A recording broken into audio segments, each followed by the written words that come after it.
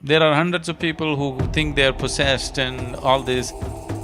There is a science like that. One can use energies negatively to cause harm to somebody else. A cobra also has a certain influence on this life simply because it holds its breath for long periods of time. Don't take body lightly. It's not a small imprisonment. But when one realizes how they got in, now they know how to live.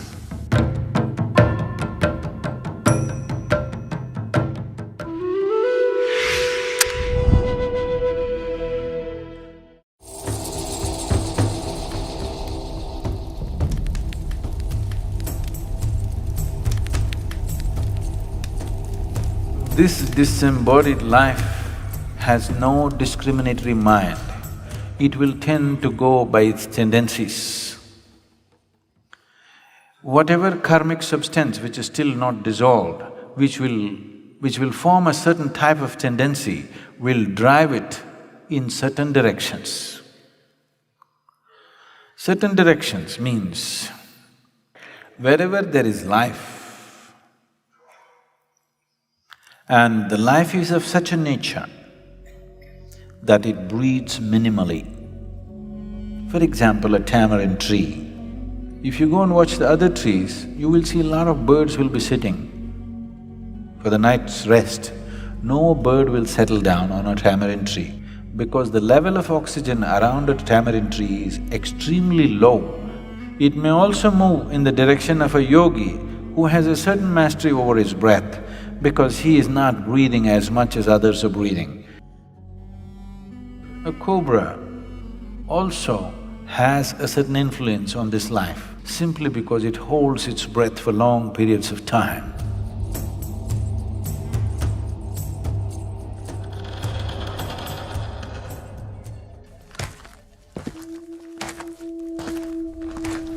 There are hundreds of people who think they are possessed and all this. There is a science like that. One can use energies negatively to cause harm to somebody else. It's mostly receded, very little of that is happening. But if you live in certain areas, certain parts of the country, this is very rampant. One thing is, if you have such impacts, you come and sit in the sphere of dhyanalinga,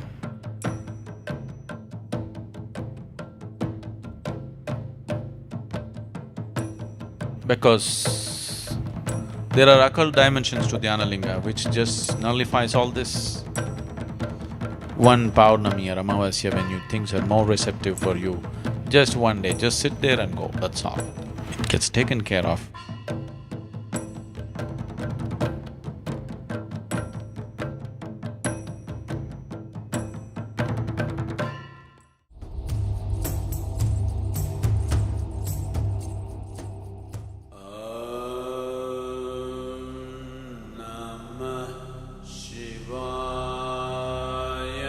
Your physical body is something that you have loaned from the planet on which you're living. When the time comes, the planet will claim it back. But the other dimensions of you, especially the karmic shell, continues to play. If it is in a certain level of awareness, the disembodied being is in a certain state of pleasantness.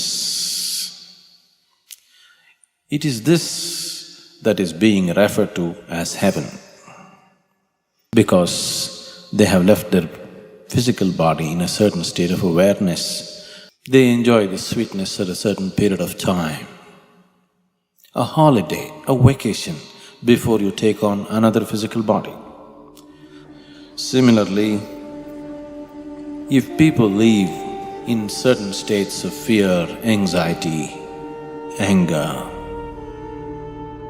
in certain states of ignorance, the karmic shell has acquired a certain kinds of unpleasantness about itself. This unpleasantness is what we refer to as hell.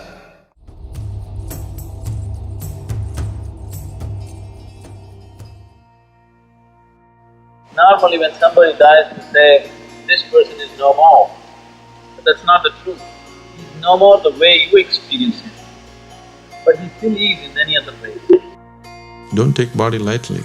It's not a small imprisonment. Unless you break it open, you can't leave it, isn't it?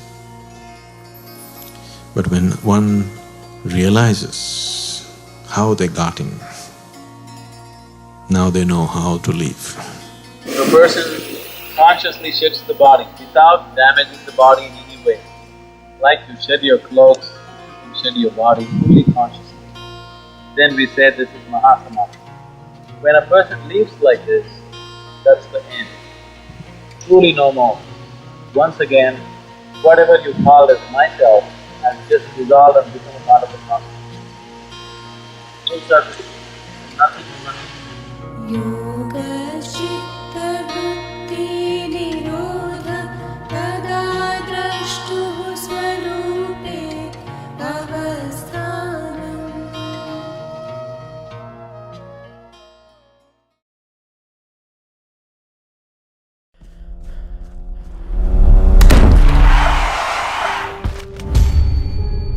What happens to dead people?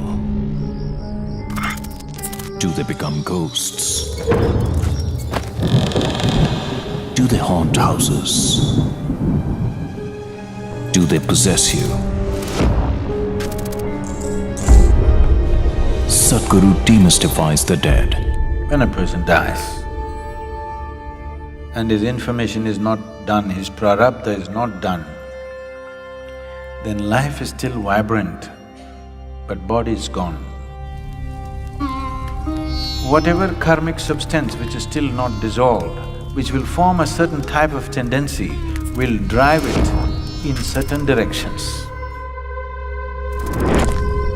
There are many aspects to it. If I say these things, you will start imagining things tonight. Watch Disembodied Beings, a 6-part series only on Sadhguru exclusive.